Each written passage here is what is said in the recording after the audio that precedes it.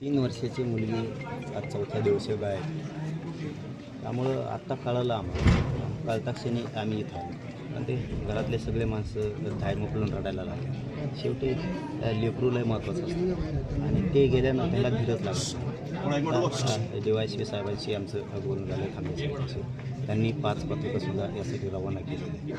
रात्रंदिवस ते बघतात. पोलिसांच्या तपासांच्याबद्दलचा यांना पण काही संशय नाही, कारण ते करतायत त्यांच्या सोबतीनं. आता मी SP साहेबांना सुद्धा बोललो आता बन्सल सरांना.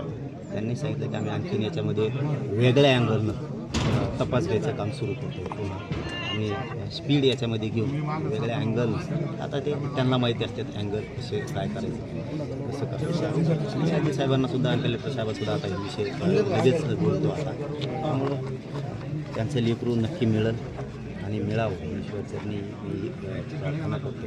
आणि पोलीस प्रशासनाने आणखीन वेगळ्या अँगल याचा तपास ताकदीनं करावा, कारण स्थानिक पोलीस बांधवसुद्धा त्यांच्या टीमच्या माध्यमातून रात्रंदिवस काम करत आहेत. कारण पोलिसांच्याबद्दलच्या आणि तपासाच्याबद्दलचं त्यांचंही काय बांधवांचं यांचंही काय म्हणणं नाही. यांची मुलगी 3 वर्षाची नक्की मिळेल.